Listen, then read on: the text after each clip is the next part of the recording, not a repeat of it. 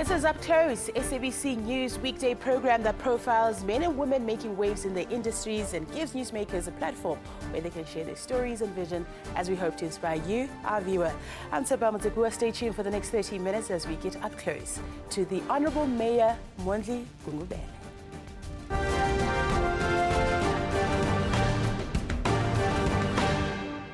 A product of the trade union movement, Mr. Mondli Gungubele has extensive experience in the public sector. He sharpened his political negotiation skills during his years with the National Union of Mine Workers NUM, Cosatu, and in the ANC branches. Mr. Gungubele became a member of the Gauteng Provincial Legislature after the 1994 democratic elections, and since then has contributed his leadership to sectors such as health, sports and economic affairs. But did you know that the mayor holds a National Diploma in nursing?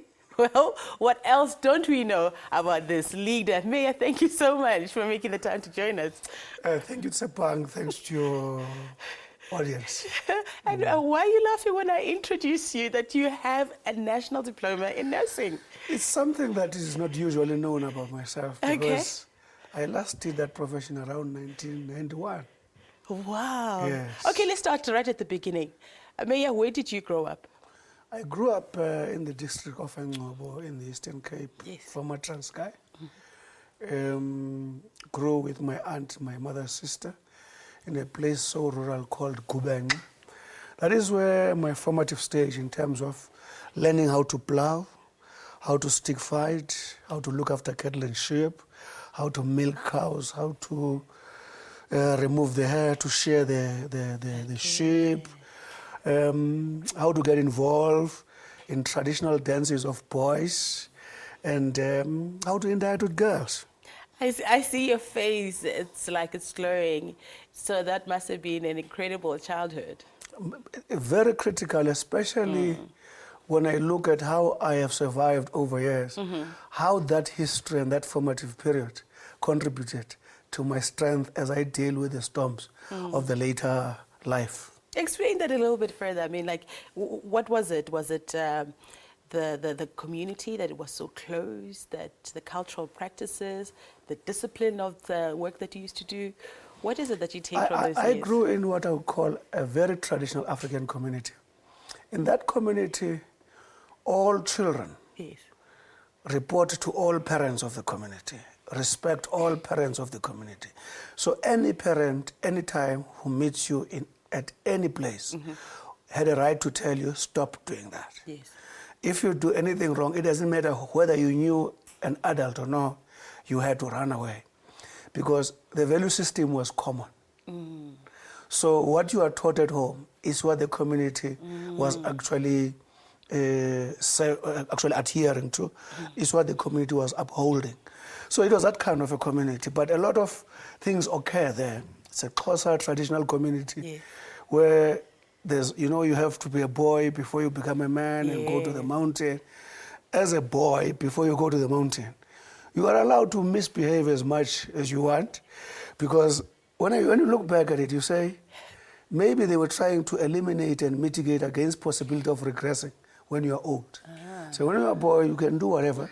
Every time you do a forget he's a boy. So that's why Xhosa boys are so naughty. I guess so. So there, you, as a Xhosa boy, you're allowed to say, do whatever, have fun. Not stick fighting, chasing other boys, chasing one another. At times, being naughty towards girls.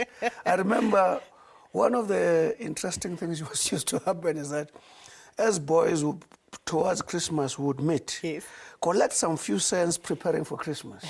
Now you go home and you tell your uncle or father, we have appointed so-and-so to lead us. They would ask, who? I said, but we've never heard him being called before us. Maybe he hit somebody or he did some trouble. That person, what does he know? How can you be led by somebody who the community never spoke about? You could say that they really treasured this behavior, this thing of allowing you to do your best as a boy, Yeah. and so on. Yeah. And then, but what is the changes then that happens? Then the young man, as yourself specifically, you go in Durban and you come back and you're supposed to change your behavior. Actually, when you go to Durban, now they spend 1 month. Yes. In my time, you'd spend 3 months and more. Okay. In particular, from my family, the Gungubele family is a Matiba family, is a royal house. Yes. So we try to stick to the old tradition to the best of our ability. So what happened, you are kept there for about 3 months, being trained on how to become a man, being contained under particular restrictions, being tested mentally and otherwise. By the time you get out there, you are a new person. And then there's that big event, Umgidi, where you are called, said, now we are receiving you as a Xhosa man. Now, from a Xhosa man, this is what is expected. And I can tell you, for years, it's been working. Even now, it's working, but now, you know, South Africa has actually become a common nation, detribalized. These things don't work exactly in the manner they used to work before, but it's still there. It's interesting that you should say that. I remember we had a conversation with Bantu Holomisa. He was even talking about a school that existed then that young boys from royal families used to go to. And they used to get trained in like worldly affairs at such a young age. Solo school of the sons of the chiefs and kings. Yes. They used to go there. They would be schooled indeed about leadership and everything else. Yes, he's correct. Yeah. So that was part of that culture that you grew up around, that Xhosa culture. African people had a system of socializing their kids, a system of growing up their kids. It just got messed up when cultures were trying to fuse. You know, when the stage of cultural fusion create confusion before you become a common nation. So growing up in that, I think I would say it's very supportive environment, what happens next in your life? How do you end up getting involved in the trade unions? Very interesting.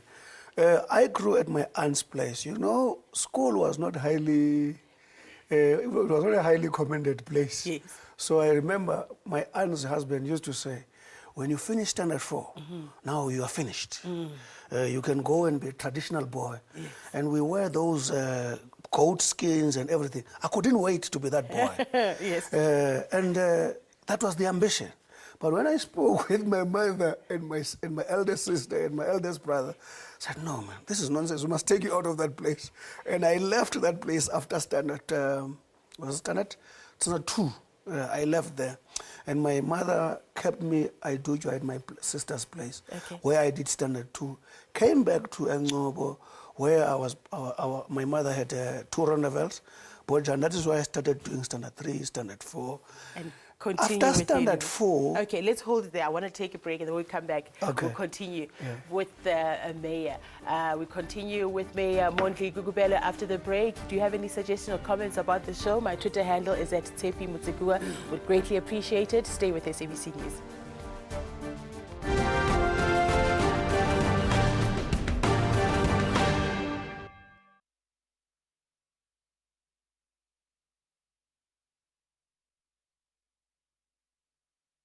Oh, Mayor.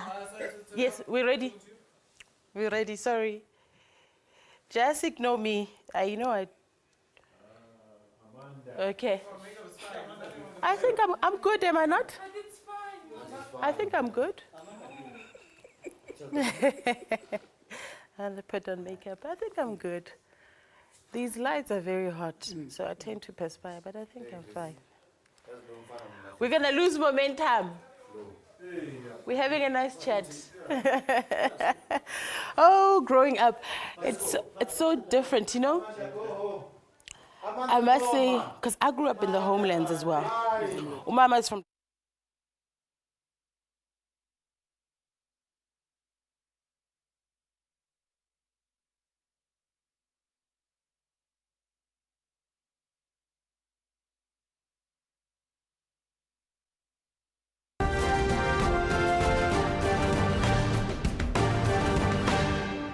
Thank you for staying with us as we get up close with Mayor Mondli Gungubele. Let's continue. You move to your mother now, you get to do Standard 4. Standard 4. What happened? I was actually beginning to experience serious difficulties. Okay. Being looked after by a single mother. My father was somewhere around the world. By the way, up until that stage, I had not seen my father. Okay. They married and then he went wherever he went. Was he working in the cities? He was working in many places. Okay. Sasolburg being the place. Yes. So difficulties were clothing. I had to do a lot of patch because you had holes in your trousers and everything. Now, towards December, I was beginning to patch the patch. You know, patching the patch. Even the patches were starting to have holes. Exactly. And I realized it was very difficult. 1973. That was a big change, hey? Yes. Because you'd grown up as a boy who didn't even experience having a good time, and now you're growing up with a single mom. I was an exceptional boy at the primary school, always number one. Yeah. But I had to leave what I loved so much. 1973, I was the young boy who went whatever. And at my age, we were not allowed. But a certain Mr. Chokol, who just passed about a couple of weeks ago, passed away, said, all these other boys are not allowed, but this one, because I know his situation, it's very difficult. Yes. Let the mind decide what it does with his age. So I was allowed to go through. Oh, wow. At that time, 97, you can imagine, if I was born in 1957, I was 15 years and a couple of months. Yes. So I went to Doornfontein mine. They didn't allow me to go underground. Wow. I was the youngest in that mine. That mine is closed now. The youngest boy. Actually, I would dare say, in the working environment, I was the youngest. It was 1973 towards the end. So I worked there. I was quickly promoted as a team leader. I was at 16? Yes, I was a team leader quickly. I was a little bit, it's a little brightness that I showed at work. I was promoted as a team leader. Yes. When you're a team leader, you get a badge. And then you become different. Because we used to get 55 cents a day. And suddenly I was getting 2 rand wow. a day. Now because I'm a Big team money. leader, I'm a team leader. Oh, yes. Working in a place called the Filters. Filters is the final stage before gold becomes that brick. Okay. And so on. So that final stage is a final refinery and so on. So I worked there because I understood what was happening there with my Standard 4. So worked there, 74, 75. End of 75, I went on leave. I went home. Okay. Around January, I saw the guys who I used to school with at the high school. And I said, I used to beat these chaps at school, man. Now they speak English and I can't hear them. And I said, no, Mom, I want to go back to school. I said, but who's going to feed? I said, I've got a problem. Because I want to go back to school now. My mother was struggling, but she came back and said, you know what? I know you are struggling because I was not educated. I could not give you a better life.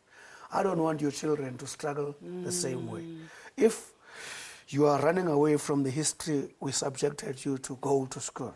Now it was January 1976. I have to start Standard 5, Standard 6, and so on.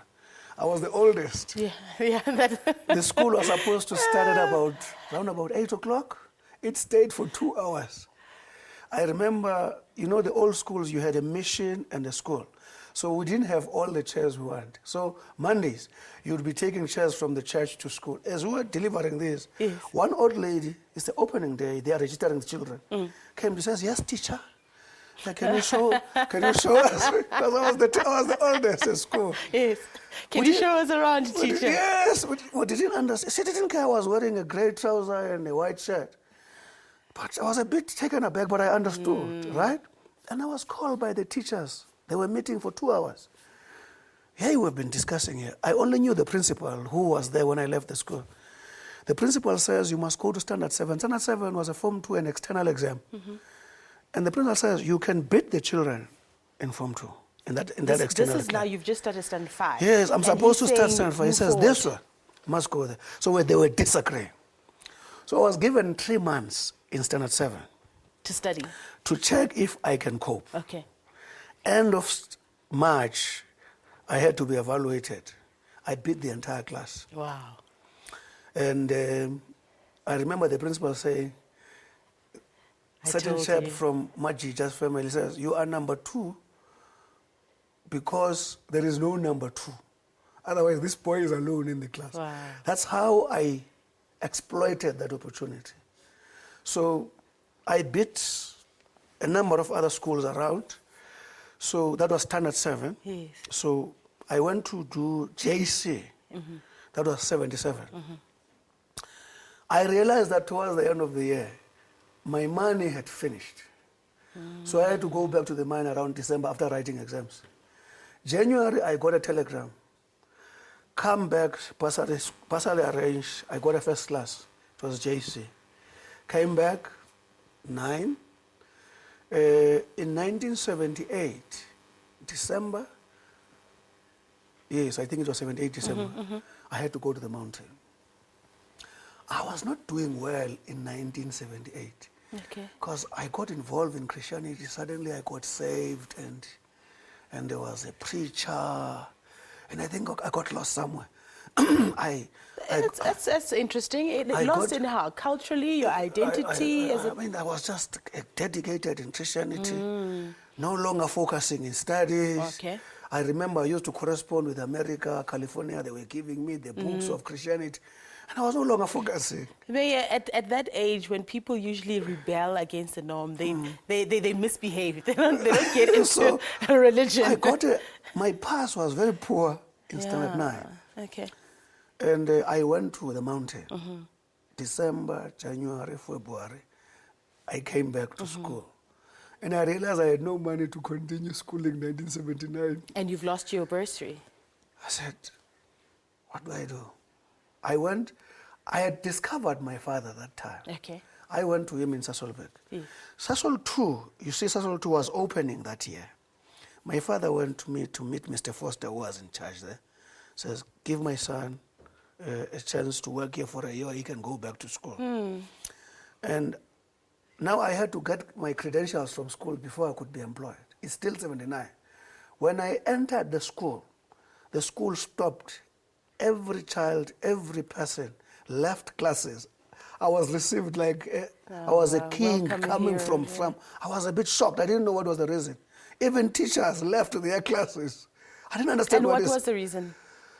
They didn't want me to go back to work. Wow, yeah. They missed me. They wanted me to continue to be that part of schooling. Teachers put money together. I said, "You are not going to that work. You must finish your what to call your matric. Your matric. You're going nowhere."